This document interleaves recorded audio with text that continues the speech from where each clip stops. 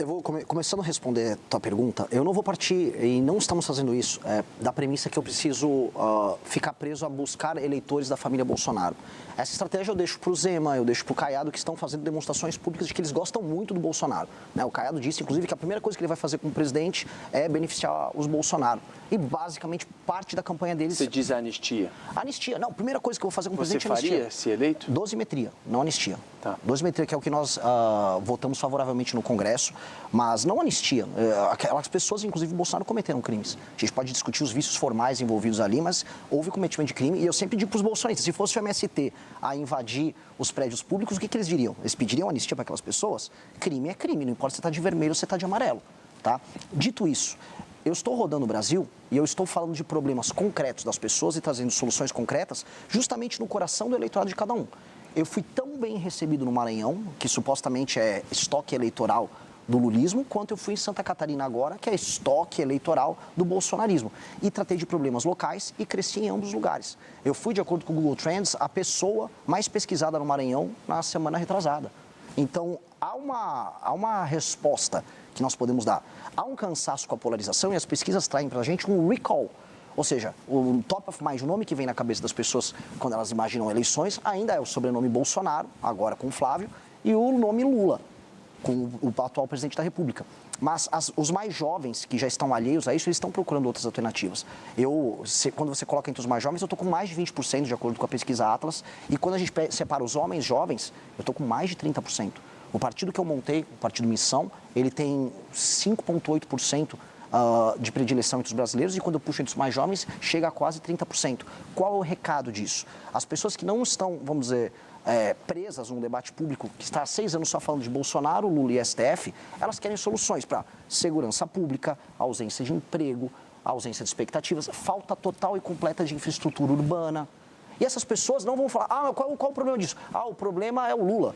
Não, o problema é o Bolsonaro.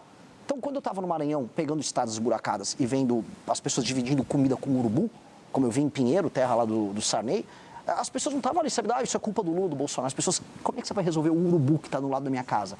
E ao tratar desses temas, aí sim, entra a questão de comunicação de maneira inteligente, a gente cresce. Então, o meu objetivo é fazer isso. Eu vou entrar no coração do bolsonarista e no coração do lulista falando de problemas concretos para eles. Vai lá, Mita, pode ir. Eu queria já levantar a questão da segurança, que é fundamental nessa campanha eleitoral, não é? E as pesquisas mostram que esse tema, ele vem, e quando eu falo das pesquisas das últimas eleições, das penúltimas e tal, esse tema vem crescendo. E agora virou prioridade, às vezes está junto com o preço da comida ali. Então, é um tema que pode ser decisivo nessa campanha eleitoral. E frases de efeito, etc., como nas campanhas anteriores, não vão resolver mais. O telespectador, o eleitor, ele vai querer soluções concretas. Eu queria saber, primeiro perguntando ao Renan o seguinte, é preciso que haja um combate organizado e integrado contra o crime organizado, que está mais do que integrado, organizado, etc., as forças legais não estão fragmentadas, tem aí um projeto aí que não uniu o país, não uniu as lideranças políticas e muito menos os governos, e sem essa integração, esse combate não terá resultado positivo. E eu queria perguntar primeiro ao Renan qual é o plano que ele tem para juntar essas forças para combater de fato o crime organizado, que está ganhando a guerra.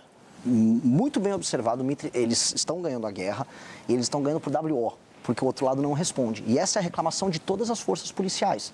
Nós dispomos de meios de ação para derrotar o crime organizado no campo de batalha, por exemplo, mas o Estado não consegue passar as leis penais e leis de processo penal, as leis de execuções penais também, de modo ao combate ser eficiente. Às vezes o policial relata, prendi um rapaz, ou prendi às vezes um menor de idade, um assaltante de celular, e ele está na rua novamente.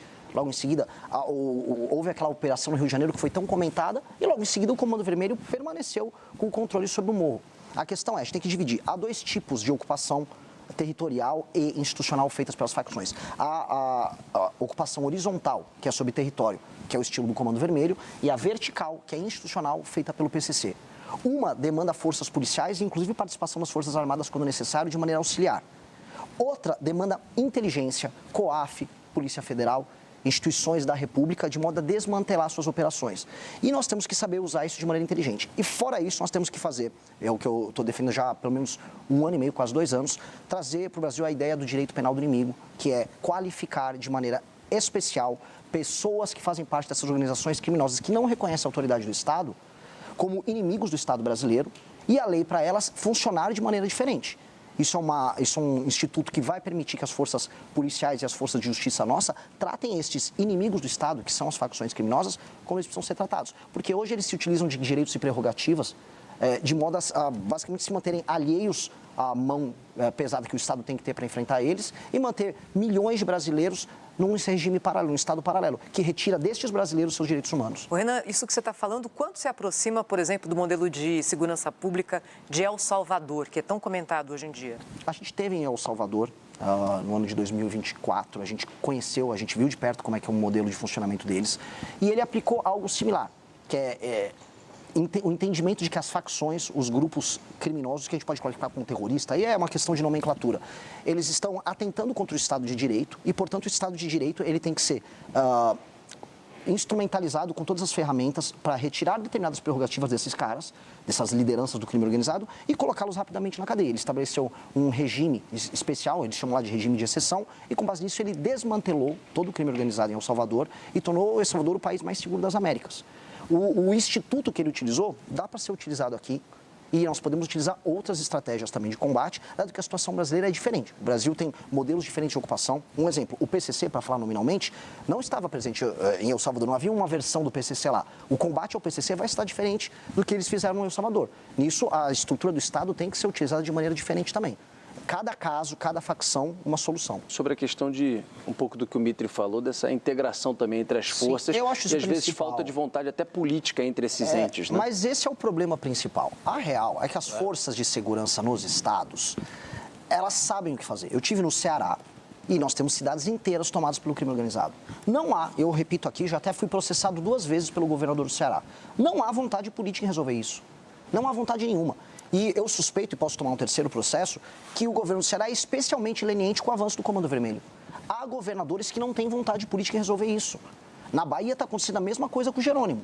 As forças policiais lá, elas reclamam, olha, eu quero fazer, nós sabemos onde há a área tomada pelo crime organizado, nós dispomos de forças, não é difícil trocar o tiro, resolver, não é difícil recuperar aquela área, mas nós não podemos fazer nada.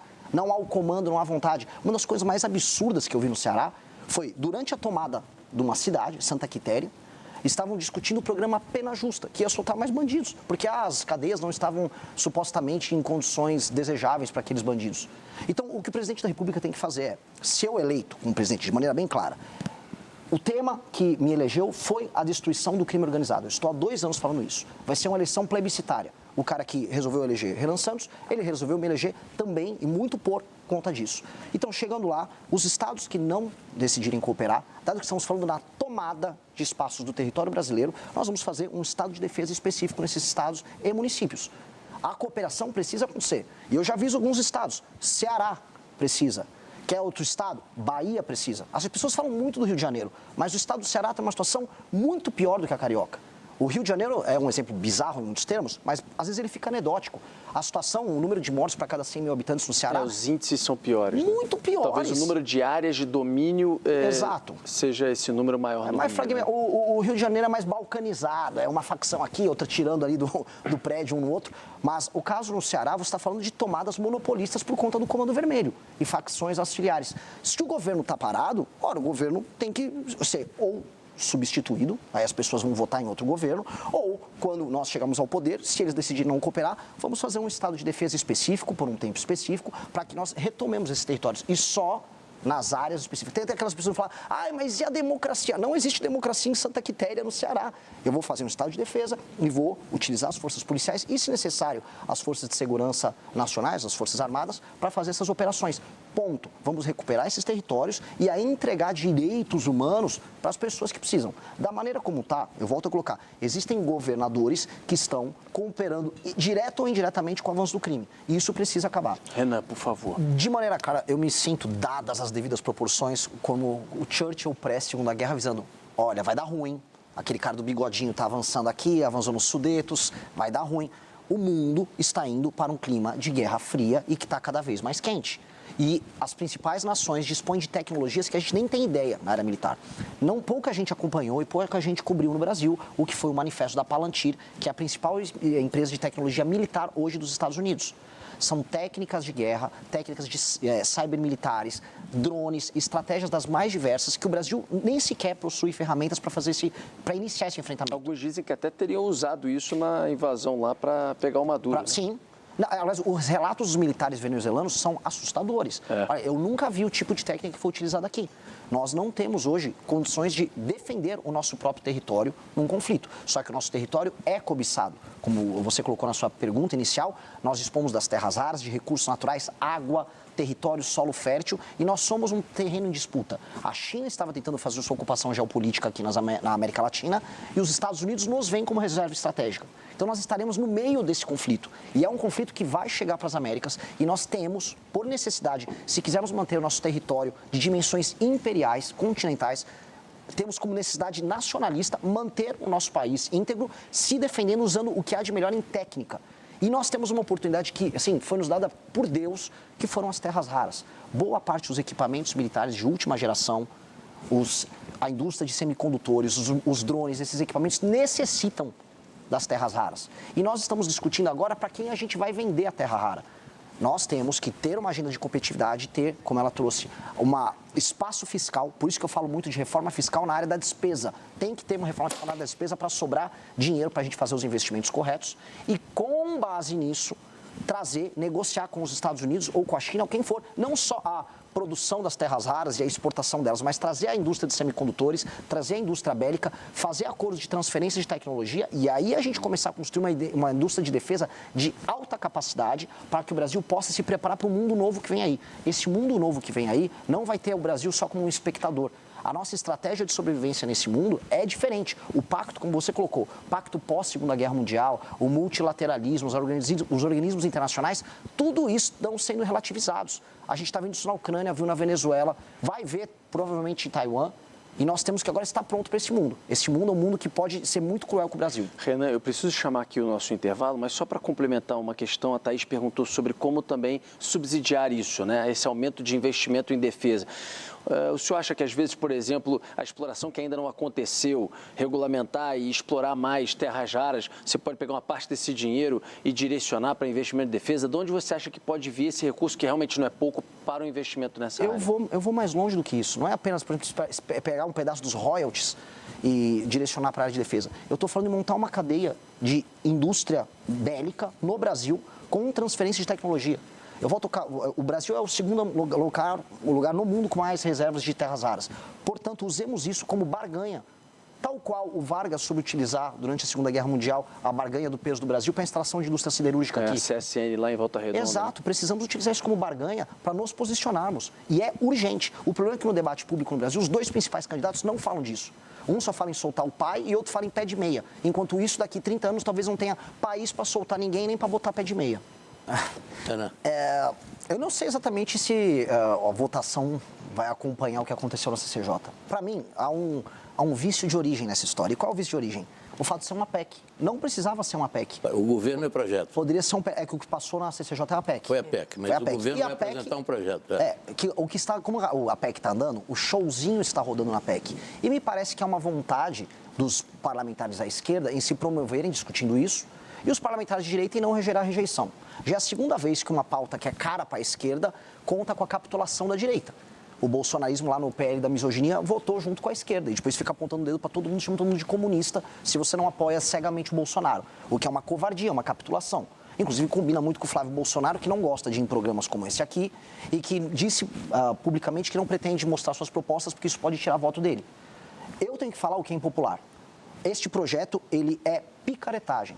E é picaretagem para pegar, especialmente trabalhadores urbanos que gastam boa parte do seu dia no trânsito, e é uma pessoa que sai de uma periferia e vai trabalhar no centro aqui em São Paulo, demora 2 horas. Perde 2 horas para ir, 2 horas para voltar.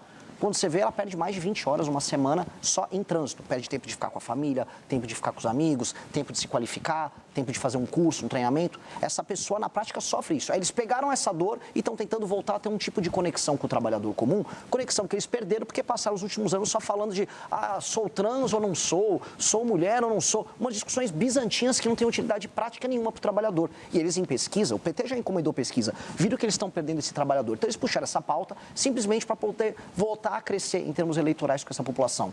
Eu concordo com o Aldo no aspecto de que nós temos que acompanhar as legislações internacionais que estão funcionando, e não só dos Estados Unidos e da China. A gente está perdendo, nas cadeias globais de produção, espaço para o Vietnã, para a Índia, e a Índia está num acelerado processo de industrialização. E quando eu acompanho as leis trabalhistas em todos esses lugares, elas são muito mais flexíveis. O que eu preciso avisar para o trabalhador brasileiro é, você precisa de flexibilidade para fazer seus contratos e o seu trabalho, como acontece nessas outras nações, em que a renda do trabalhador aumenta e o trabalho formal aumenta. Aqui o trabalho formal diminui e a renda do trabalhador está apertada. E aí me soa, e isso que eu vi em alguns estados do Nordeste, que parece que o governo quer mais que a pessoa caia na informalidade e depois receba uma bolsa ali e fique dependente do Estado. Eu não acredito nisso. Eu defendo o trabalho formal e regimes, do ponto de vista da relação trabalhador-empresa, regimes mais flexíveis. Contratar uma pessoa, demitir uma pessoa, não tem que ser esse drama todo, como não é nas nações desenvolvidas em desenvolvimento. Mas no Brasil é sempre esse drama. E aí sempre quando você tem um drama, aparece um populista no meio, tentando tirar voto em cima do sofrimento das pessoas. Não acredito, e diferente da direita bolsonarista, nós vamos nos opor publicamente ao projeto. Deixa eu colocar um outro assunto aqui na roda, que está todo dia no noticiário. Aliás, a gente brinca, né? Eu participo do Jornal Gente, na Rádio Bandeirantes, na Band News TV, que há alguns anos não houve edição do jornal em que a sigla STF não tenha sido pronunciada. Mas se eu olhar para trás, há 20, 30 anos, o que se falava do Supremo? Nada, nada. Ninguém sabia, às vezes, nem falar do ministro, isso, né? Nada. Quem compõe, quem gosta do azul, do amarelo. Hoje a gente sabe tudo. Queria ouvir, então, os dois pré-candidatos aqui no Canal Livre sobre isso. Papel do Supremo, se vocês acham que há hoje algum tipo de disfunção no equilíbrio entre os três poderes e, caso vocês cheguem à presidência da República, o que é que está na mão do Poder Executivo para resolver um problema, se ele existir, no entender de vocês? Deixa eu começar com o Renan. Bom, a partir de 2012, quando a gente está discutindo embargos infringentes, ali a discussão sobre mensalão, a gente começa a ouvir falar do STF. E hoje, né, estamos em 2026, ano de Copa, a gente sabe os 11 do STF, mas não sabe os 11 que vão estar na seleção brasileira. E, na verdade, o Xandão e o Neymar são os objetos de polêmica nacional. Mas, a real, o Supremo tem que voltar para sua caixinha. E a caixinha é uma caixinha que ele trata de temas abstratos, ligados a discussões sobre constitucionalidade de temas nacionais, e não como última instância de processo. O Supremo brasileiro recebe coisa de 8 mil processos. A Suprema Corte Americana, 50. E eu nem concordo com o modelo da Suprema Corte Americana, que trabalha, às vezes, como, vamos dizer, última instância. Eu acho que o nosso modelo tem que ser de discussões que envolvam, olha, isso aqui é um direito fundamental, não, essa lei que passou, esse direito... É só isso. Atualmente é uma banca de negócios, atualmente é uma entidade que cruza todas as linhas possíveis, seja junto ao Legislativo, seja junto ao Poder Executivo. Atualmente é um instrumento autoritário dos seus pares e ele precisa ser combatido. Essa semana a gente viu um show de horrores do ministro Gilmar Mendes. E olha, ele é reputado como o ministro mais inteligente ali, estudou na Alemanha, fala alemão. É o decano. Tá passando vergonha. Agora deu um presente para o Romeu Zema, adversário de vocês. O Zema fez um videozinho lá de IA e ele pirou com o vídeo. Isso é uma insanidade. O que ele fez com o senador Alessandro Vieira, isso não é normal. Mesma coisa com o Alexandre de Moraes. E aí, quando pegam as coisas indecorosas, as participações no escândalo do Banco Master, eles ficam fingindo de louco. O Alexandre de Moraes, mentira, aquele contrato com minha esposa não existiu. Como não existiu? Aí depois o COAF pega, não, teve 80 milhões ali que foram depositados. Ah, então existiu. Ah, não, eu nunca vi ele. Aí depois pegaram, não, ele teve em Trancoso. Perigosíssimo estar em Trancoso com um vorcaro numa festa, né? Mas ele teve em Trancoso. O que tem que acontecer com essas pessoas? Primeiro, tem que chegar um presidente da República que não tenha rabo preso, como foi o caso do Bolsonaro e como é o caso do Lula, e chegar lá e endereçar o tema do impeachment de ministros do STF e uma reforma que acabe com as decisões monocráticas, como acontece no Brasil. 83% das matérias que chegam lá são resolvidas com decisões monocráticas. Estabelecer um prazo máximo para os pedidos de vista que acontecem ali. Proibir de maneira peremptória. Esse prazo já tem, são 80 dias agora. Mas assim, Demorou. O problema é que não são cumpridos e quem deveria fiscalizar eles não fiscaliza, que são eles próprios, que é essas loucuras que acontecem. Outra coisa, os escritórios de advocacia ligados a parentes. Outra coisa, o tal do foro Código privilegiado. de conduta? O código, é que é uma discussão que está rolando ali. Eu acho essencial o código de conduta e isso inclui também a impossibilidade de escritórios de advocacia ligados a familiares. O outro ponto que eu acho que também é importante, ela não ser a corte que cuida do tal foro privilegiado.